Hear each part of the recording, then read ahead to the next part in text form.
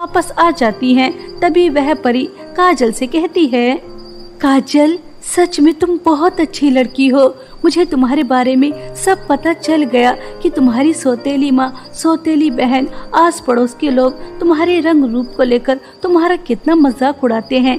लेकिन अब नहीं, यह लो मेरा जादुई सोने का घाघरा, इसे पहनकर तुम बहुत ज्यादा सुंदर हो जाओगी, बिल्कुल परियों की तरह। और जादुई चांदी के घाघरे से तुम जितनी चाहो उतनी धन दौलत लेकर हंसी खुशी रह सकती हो, अपनी सौतेली माँ के अत्याचार से बहुत दूर।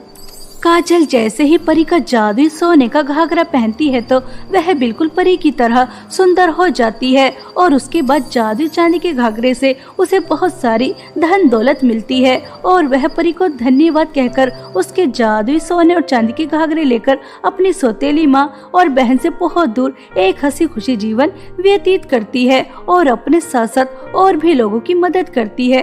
काजल का दूर दूर तक बहुत नाम होने लगता है और उसके लिए एक राजकुमार का रिश्ता भी आता है। काजल की खुशी का कोई ठिकाना नहीं था। लेकिन जब इस बात की खबर सुजाता और गुनगुन को लगती है तो दोनों माँ बेटी जल भुनकर राख हो जाती हैं। मम्मी, वो काली कलुटी बंदरिया जैसी दिखने वाली काजल की बच्ची इतनी जल्दी इतनी ज्यादा सुंदर और इतनी ज्यादा अमीर कैसे हो गई? आपको पता है, मुझे पता चला है उसकी शादी एक राजकुमार से होने वाली है। मम्मी, वह राजकुमारी बन जाएगी, कुछ कीजिए ना, मुझसे इतनी आगे निकल गई, मुझे देखा नहीं जा रहा। गुनगुन बेटा, मुझे पता चला है कि उसके पास परी के जादुई सोने और चांदी के घाघरा चोली हैं। सोने के घाघरे से सुंदरता मिलती है और चांदी से धन दौलत। मैं तो सोच रही हूँ कि उस काजल की बच्ची को हमेशा हमेशा के लिए ही सुला देती हूँ और परी के जादुई सोने और चांदी के घाघरे हम हासिल कर लेते हैं, जिन्हें पहनकर तो और भी ज्यादा सुंदर हो जाएगी और चांदी के घाघरे से बहुत सारी धन दौलत लेकर हम बहुत अमीर हो जाएंगे। बता, तुझे अपनी माँ का प्लान कैसे लगा? अपनी माँ की यह बातें सुनकर गुनगुन बहुत खुश हो जाती है और एक दिन दोनों माँ बेटी काजल को मारने का प्लान बना लेती हैं। जब वह सो रही थी तो दोनों माँ बेटी उसके घर जाती हैं और परी के जादुई सोने और चांदी की घाघरा चोली चुराकर जैसे ही काजल को मारने के लिए जाती हैं तो सोने और चांदी की घाघरा चोली से बहुत सारे सांप निकल कर आते हैं और दोनों माँ बेटी को डस लेते हैं। तुरंत ही उनकी मृत्यु हो जाती है। जो गड्ढा वह काजल के लिए खोदने आई थी उसी के अंदर खुद गिरकर मर जाती हैं। इस तरह दोनों माँ बेटी को उनके लालच और बुरे कर्मों की सजा मिल जाती है और एक दिन काजल की शादी राजकुमार से हो जाती है। इस तरह काजल परी के जादुई सोने और चांदी की घाघरा चोली की मदद से एक हंसी खुशी जीवन व्यतीत करती है। एक बार की बात है, रामपुर नामक गांव में आराध्या अपनी सौतेली माँ सुमन और सौतेली बहन तारा के साथ रहा करती थी। तारा दिखने में बहुत ही ज्यादा सुंदर थी और उसे अपनी सुंदरता पर घमंड भी बहुत ही ज्यादा था। और वहीं दूसरी तरफ आराध्या, वह काली थी लेकिन स्वभाव की बहुत अच्छी थी। लेकिन उसकी इन अच्छाइयों से किसी को कोई मतलब नहीं था। हमेशा सब उसे दुत्कारते थे, यहाँ तक कि उसकी सौतेली माँ और सौतेली बहन भी उससे बिल्कुल प्यार नहीं करती थी। ऐसे ही एक दिन तारा अच्छे से तैयार होकर अपने दोस्त की शादी में जा रही थी। तभी आराध्या कहती है, दीदी, लगता है आप अपनी दोस्त की शादी में जा रही हैं, क्या मैं भी आपके साथ जा सकती हूँ? तूने अपनी शक्ल देखी है काली कलूटी बंदरिया? ऐसा लगता है जैसे कोयले से अभी निकल कर आई है। और अगर मैं तुझे अपने साथ लेकर जाऊंगी तो मेरी कितनी ज्यादा इंसल्ट होगी। कहाँ मैं परियों की तरह सुंदर और कहाँ तू धरती पर बोझ। इसलिए ज्यादा बकबक मत कर और चुपचाप घर के काम कर। जो तेरी औकात है, औकात से बढ़कर बात नहीं करनी चाहिए। तारा, मेरी प्यारी बिटिया, तुम इतना क्यों भड़क रही हो? क्या हुआ? तारा अपनी माँ को सब बताती है कि आराध्या उससे क्या कह रही थी। यह सुनकर सुमन को बहुत ज्यादा गुस्सा आ जाता है।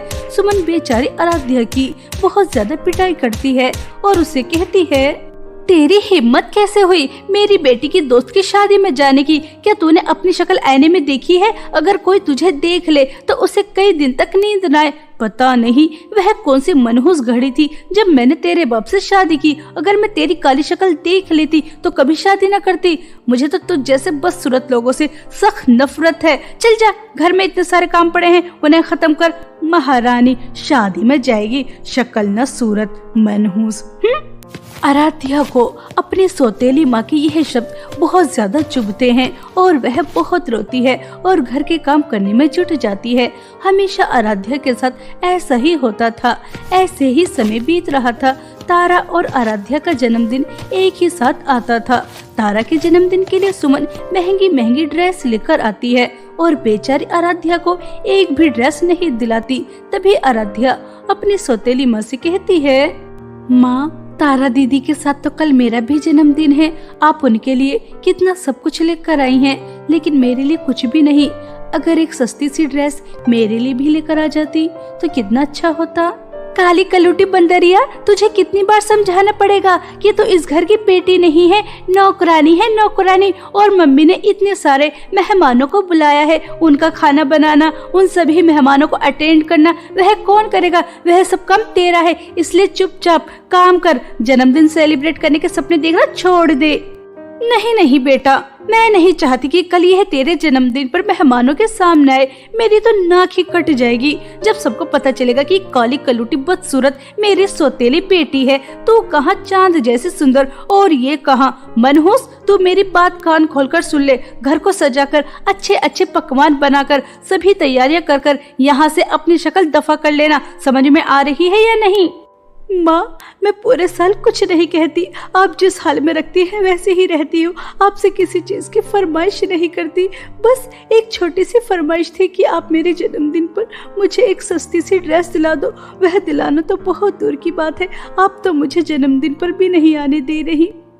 सबको बुला रही है लेकिन मुझे नहीं, सिर्फ इसलिए क्योंकि मेरा रंग काला है। मैं तारा की तरह सुंदर नहीं हूँ, तो इसमें मेरी क्या गलती? ऐसा कहकर आराध्या बहुत रोती है और अपने काम करने लग जाती है। वह घर को दुल्हन की तरह सजाती है और पूरी रात जाकर तरह तरह के पकवान बनाती है।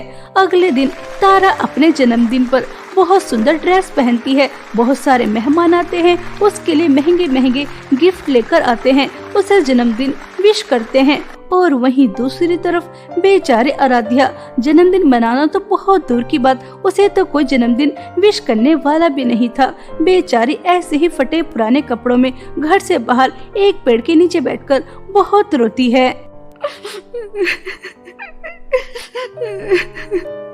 अगर आज मेरे माता पिता से जिंदा होते तो मेरा जन्मदिन भी वो इसी तरह से धूमधाम से मनाते जैसे तारा दीदी का मनाया जा रहा है। मेरी सौतेली और सौतेली बहन मुझसे इसलिए प्यार नहीं करती क्योंकि मैं काली हूँ, बदसूरत हूँ। अगर मैं भी तारा दीदी की तरह सुंदर होती तो क्या पता मेरी सौतेली माँ मुझसे भी प्यार करती, वह मेरे ऊपर इतना अत्याचार नहीं करती। लेकिन अगर मैं बदसूरत हूँ, काली हूँ, तो इसमें मेरी क्या गलती? मेरी सौतेली और बहन को समझ में क्यों नहीं आता? इस तरह से आराध्या बहुत ज्यादा फूट फूट कर रो रही थी। तभी वहाँ पर एक बूढ़ी औरत आती है और वह आराध्या से कहती है, लगता है बेटा तुम बहुत दुखी हो, परेशान हो। रो मत, मैं तुम्हें एक परी के बारे में बताती हूँ जिसके पास जादुई सोने और चांदी की ड्रेस है। अगर तुम उस परी की परीक्षा में पास हो गई तो तुम सोच भी नहीं सकती कि तुम्हें क्या मिल जाएगा। यहाँ से सीधी चलती जाना, ठीक है? उस बूढ़ी औरत की बातें सुनकर आराध्या चुप हो जाती है और जैसा कि वह बूढ़ी औरत आराध्या से कहती है वह वैसा ही करती है। जंगल में सीधा चलना शुरू कर देती है कि तभी रास्ते में उसे एक जख्मी हिरण मिलता है। अरे तुम तो कितने प्यारे हिरण हो, तुम्हें इस तरह से जख्मी किसने किया? तुम्हें तो बहुत दर्द हो रहा होगा, मैं अभी तुम्हारी मदद करती हूँ। ऐसा कहकर आराध्या उस जख्मी हिरण के जख्मों पर जड़ी बूटियां लगाती है। जब वह पहले से थोड़ा बेहतर हो जाता है तो उसे हरी हरी घास भी खिलाती है। तभी वह खुश होकर आराध्या से कहता है, आराध्या तुम्हारा दिल बहुत बड़ा है, शीशे की तरह साफ है। तुमने मुझे जख्मी देखा और तुरंत मेरी मदद की और मुझे पेट भरकर घास भी खिलाई। तुम बहुत अच्छी हो। आराध्या उस हिरण की मदद कर कर कुछ और दूर चलती है तो उसे एक पेड़ सूखा मिलता है जो प्यासा था और उसके आसपास बहुत गंदगी भी पड़ी थी। आराध्या सूखे पेड़ को पानी पिलाती है, उसके आसपास की गंदगी साफ करती है और कुछ दूर और चलती है तो उसे सोने और चांदी की 2 ड्रेस नजर आती हैं, जिन्हें देखकर आराध्या कहती है, बूढ़ी माँ ने तो कहा था कि इस जंगल में परी मिलेंगी जिनके पास जादुई सोने और चांदी की ड्रेस हैं, लेकिन परी जी तो कहीं पर भी नजर नहीं आ रही। मैं क्या करूं? आराध्या ऐसा सोच ही रही थी कि तभी जादुई सोने की ड्रेस से आवाज आती है, आराध्या, मैं परी की जादुई सोने की ड्रेस हूँ और मैं जानती हूँ कि तुम्हारी जिंदगी में अब तक तुम्हारे साथ कितना बुरा हुआ। सब तुम्हारे काले रंग का कितना मजाक उड़ाते थे, तुम्हें कितना भला बुरा कहते थे, यहाँ तक कि तुम्हारी सौतेली माँ और सौतेली बहन भी तुम्हारे साथ बहुत बुरा बर्ताव करती हैं। लेकिन अब तुम्हारी सारी परेशानी खत्म हो जाएंगी। तुम मुझे पहन लो, तुम दुनिया की सबसे ज्यादा सुंदर लड़की बन जाओगी। कोई तुम्हारे रंग रूप का मजाक नहीं उड़ाएगा, सब तुमसे प्यार करेंगे, प्यार। आराध्या, मैं भी परी की जादुई चांदी की ड्रेस हूँ। मैं तुम्हें सुंदरता तो नहीं दे सकती, लेकिन तुम मुझे पहनकर परी के पास जरूर जा सकती हो। उनकी जान खतरे में है। एक चुड़ैल उन्हें अपने साथ ले गई। अगर अभी उनकी मदद नहीं की तो उनकी जान जा सकती है। और तुम जादुई सोने और चांदी की ड्रेस में से सिर्फ एक ही ड्रेस चुन सकती हो। अब तुम्हारे हाथ में है कि तुम परी की जान बचाना चाहती हो या फिर जादुई सोने की ड्रेस पहनकर सुंदरता हासिल करना चाहती हो। मेरे रंग रूप की वजह से सब मेरा बहुत मजाक उड़ाते हैं, मुझसे कोई दोस्ती भी नहीं करता, इसलिए मुझे सुंदरता की बहुत ज़रूरत है। लेकिन अगर मेरी वजह से किसी की जान बच सकती है तो मुझे सुंदरता नहीं चाहिए। मैं परी की जान बचाऊंगी, इसलिए मैं परी की जादुई चांदी की ड्रेस पहनकर उन्हें बचाने जाऊंगी। ऐसा कहकर जैसे ही आराध्या जादुई चांदी की ड्रेस पहनती है तो वह बिल्कुल अप्सरा जैसी सुंदर हो जाती है। खुद को इतना ज्यादा सुंदर देखकर आराध्या की खुशी का कोई ठिकाना नहीं रहता। तभी आराध्या के सामने परी आती है और वह आराध्या से कहती है, आराध्या, सच में तुम एक बहुत अच्छी लड़की हो। तुम्हारा मन बिल्कुल साफ है। जंगल में जो भी तुम्हें परेशान नजर आया तुमने उन सब की मदद की और यहाँ आकर भी तुमने लालच नहीं किया, इसलिए तुम्हें सुंदरता मिली है। मैं तो बस तुम्हारी परीक्षा ले रही थी। Aradhya, happy birthday to you. चलो आज हम तुम्हारा बर्थडे परियों के साथ सेलिब्रेट करते हैं। ऐसा कहकर वह परी आराध्या को अपने साथ ले जाती हैं। वहाँ पर बहुत सारी परियां थीं। आराध्या बहुत ज्यादा खुश होती है। उसका जन्मदिन बहुत धूमधाम से सेलिब्रेट होता है, डांस भी होता है, सिंगिंग भी होती है। उसके बाद केक काटा जाता है। आराध्या बहुत खुश थी। आराध्या सभी परियों को धन्यवाद कहती है। मैं अपने जन्मदिन पर इतनी ज्यादा उदास थी। मुझे नहीं पता था कि जब भी ऊपर वाला देता है छप्पर फाड़ कर देता है। मुझे सुंदरता भी मिल गई और मेरा जन्मदिन इतनी धूमधाम से सेलिब्रेट हुआ।